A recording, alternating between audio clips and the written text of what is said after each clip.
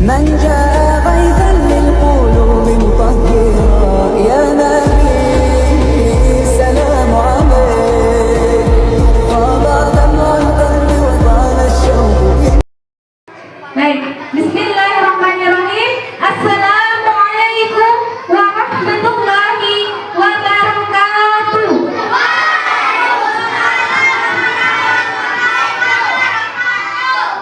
Alhamdulillahirabbil alamin. Assalatu wassalamu ala asrofil anbiya'i wal mursalin wa ala alihi washabihi ajma'in. Amma ba'du.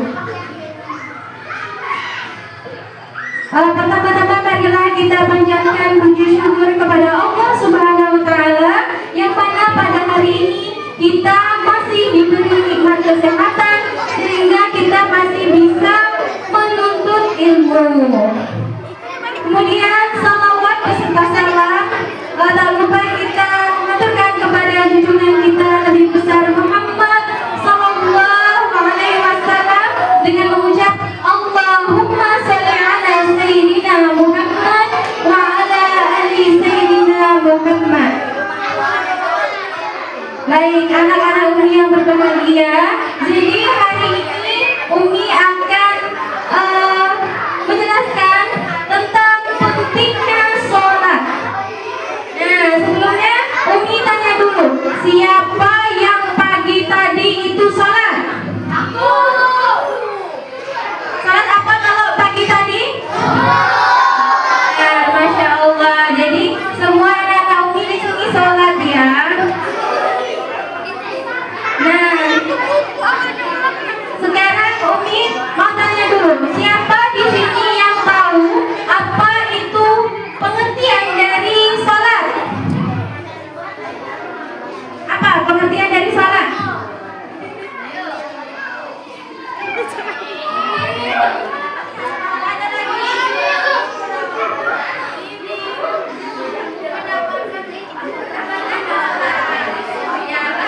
Jadi sholat itu secara bahasa artinya doa.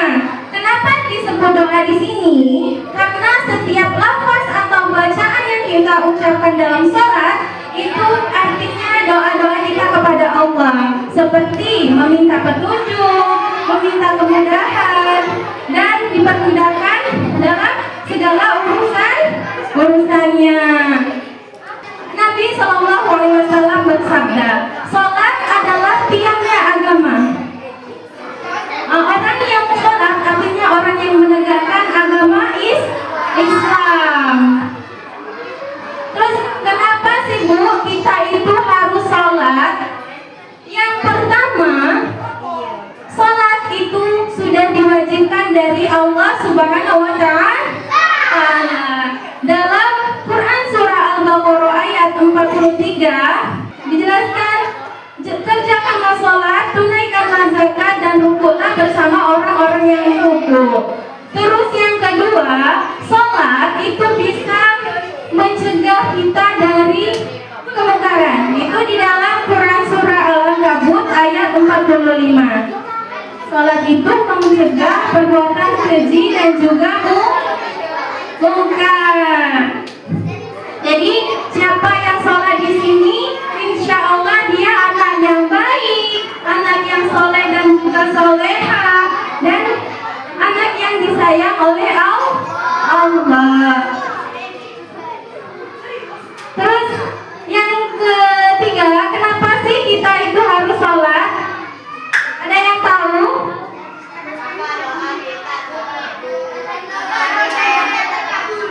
Benar, jadi sholat itu adalah inti dari amalan kita. Kalau tadi ada puasa, nah sholat ini tingkatannya itu di atas dari puasa. Siapa yang di sini misalnya puasa tetapi tidak sholat, nah artinya puasanya dia dapat, tetapi keberkahan atau keutamaan lain yaitu yang paling diutamakan tadi sholat tidak mendapat pahala. Baik, jadi di sini sholat yang wajib itu ada berapa?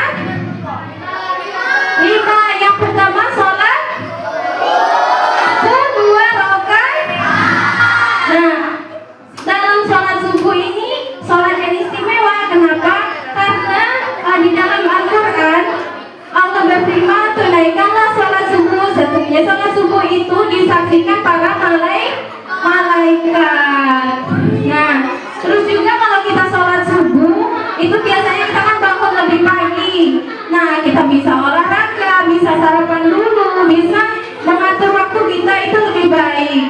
Lain halnya dengan orang yang tidak pernah sholat subuh, bangunnya lambat, misalkan sekolahnya telat gitu kan. Terus yang kedua ada sholat zuhur berapa rakaat? 4. Yang ketiga sholat asar 4 rakaat, terus sholat maghrib, terus terakhir sholat isya. Bagus. Di sini anak-anak Umi sholat terus ya, karena sholat hukumnya wajib. Artinya ketika kita meninggalkan salah satu sholat, apalagi di sini anak-anak kalau usianya sudah di atas 7 tahun. Rata-rata usianya berapa di sini?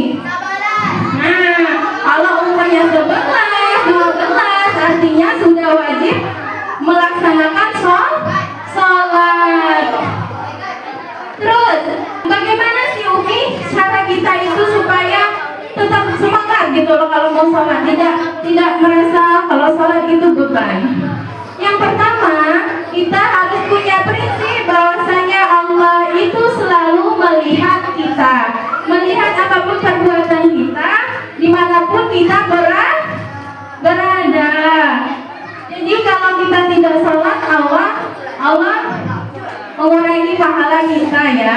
Terus yang kedua, bagaimana caranya supaya semangat sholat? Itu biasanya sholat berjamaah.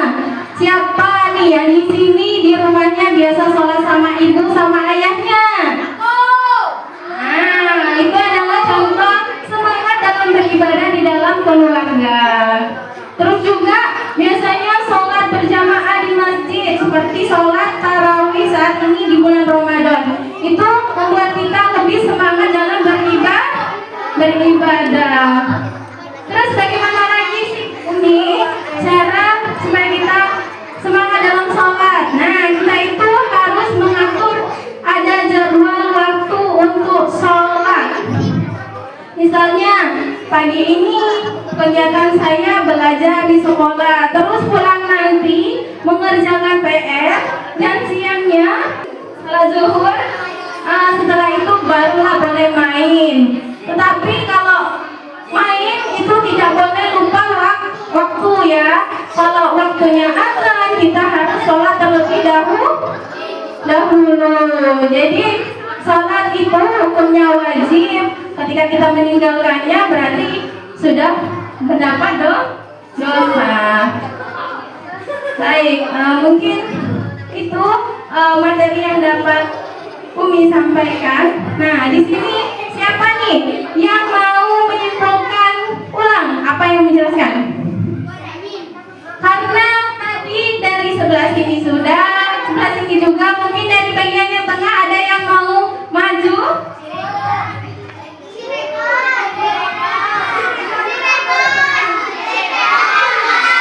Siregar, boleh?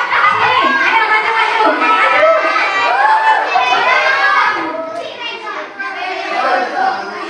Nanti dapat hadiah. Gak apa-apa, yang ini kita belajar menjadi anak yang berani. Jadi kalau maju ke depan itu tidak boleh hanya 1-2 orang saja, tetapi semuanya harus berani untuk maju. Coba sini, nanti yang ini juga, tapi kita suruh Siregar dulu maju.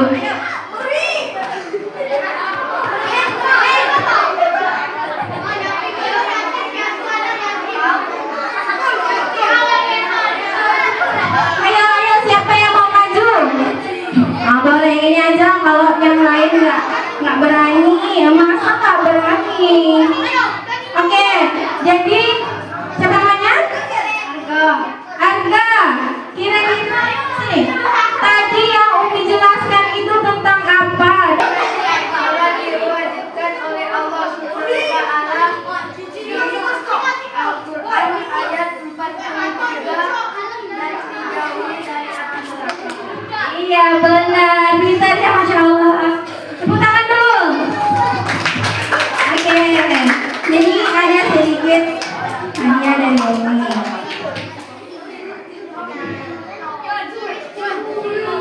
Oke, siapa lagi yang mau maju? Satu lagi. Gimana? Nah, yang itu, mana sini yang ceweknya maju?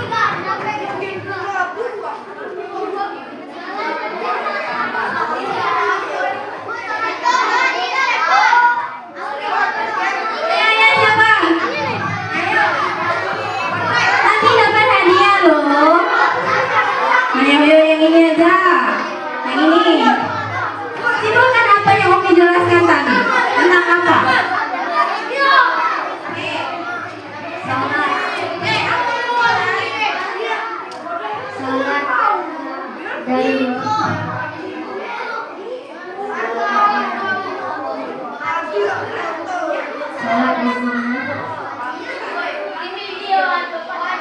wajib. Ini baju kita kasih hadiah.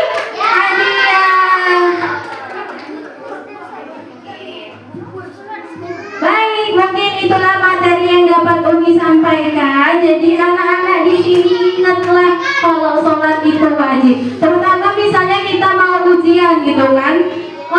Jangan lupa berdoa sama Allah supaya dikasih kemudahan dalam ngerjain ujiannya, karena doa orang yang sholat itu insya Allah akan selalu dikabulkan oleh Allah Subhanahu wa Ta'ala.